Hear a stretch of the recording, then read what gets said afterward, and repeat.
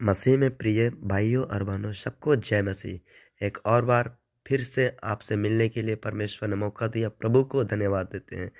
आइए एक विषय की ओर चलते हैं। वो हमारा विषय है, आखिरकार परमेश्वर हमारी प्रार्थना क्यों नहीं सुनता है। आप प्रभु के विश्वासी हैं, आप परमेश्वर के बच्चे हैं, प्रभु को डर और भय को मानते हैं। उसके बावजूद परमेश्वर आपकी प्रार्थना क्यों नहीं सुनता है, इस विषय पे जरूर हम मनन करेंगे, वचन के आधार पर देखेंगे, समझेंगे।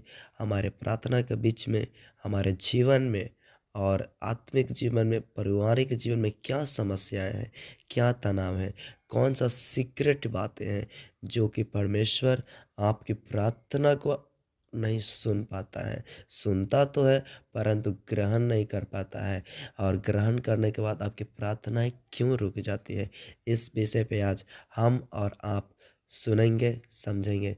प्रभु की इच्छा हो तो आगे भी हम लोग इसको और गहरा तरह से मनन करने में समय बिताएंगे।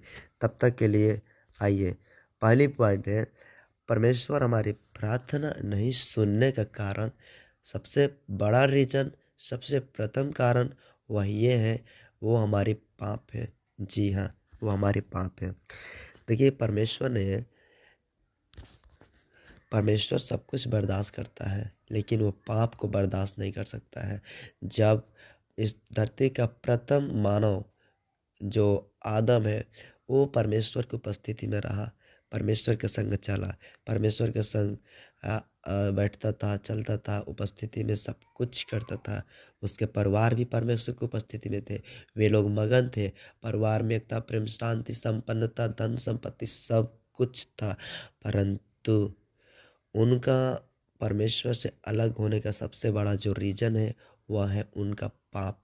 शैतान उनको अपने पाप में फंसा दिया। इस कारण वे लोग परमेश्वर से दूर हो गए, और उनकी प्रार्थना को परमेश्वर फिर ग्रहण नहीं करता है। जरूर परमेश्वर दया करता है, दया करना अलग बात है, लेकिन किसी को रिस्पेक्ट करना, किसी को ग्रहण करना, वो एक अलग बात है। इसलिए परमेश्वर उनको जीवन, उनका फ्यूचर, उनका फैमिली, उनका बच्चे, सभी तरह से सत्यानाश हो गया, आदम का परिवार। इसलिए कि उनका जीवन का पाप परमेश्वर को उपस्थिति से ढकेल दिया, परमेश्वर को उपस्थिति से दूर किया। और नीति वचन में लिखा है 28:13 में कि जो अपना अपराध छिपा रखता है, परमेश्वर उसका कार्य, उसकी प्रार्थना सफल नहीं होने देता। परंतु जो अपने अपराध मान लेता है, छोड़ देता, उस पर दया की जाएगी।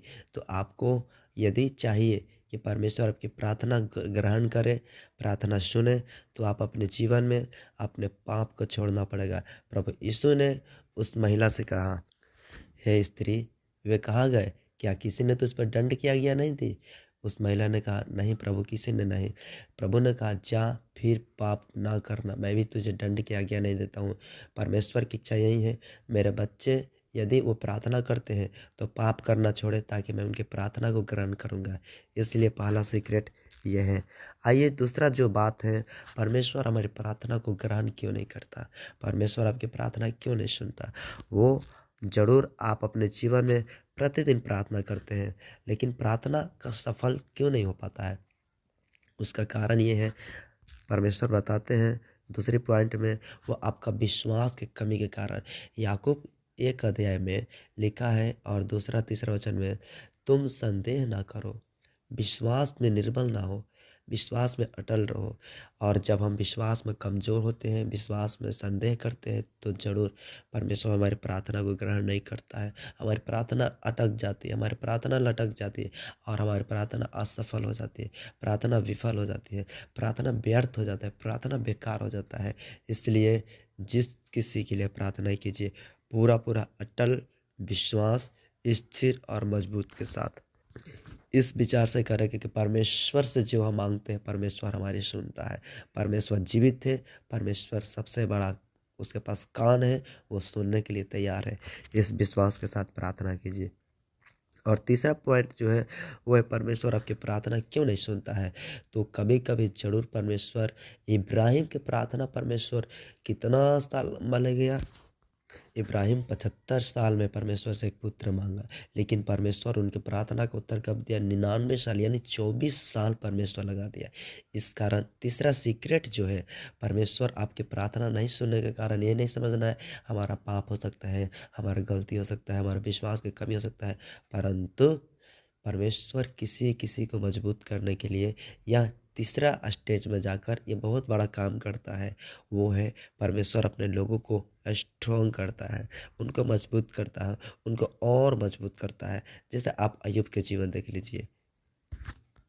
तो इसलिए आप परमेश्वर की उपस्थिति में प्रार्थना को ग्रहण करना है तो ज़रूर इन 3 बात को हमेशा याद रखें। और परमेश्वर इस वचन के द्वारा आप सबों को आशीष दे। और यदि इस वचन के द्वारा आपको ज़रूर कुछ सीखने के लिए मिला है तो ज़रूर इस वीडियो को लाइक करें, शेयर करें, सब्सक्राइब करें, ताकि हमारा सबसे पहले वीडियो आप तक पहुँचे। तब तक के लिए धन्यवाद। सबको जय मसीह। परमेश्वर आप सबको आशीष दे।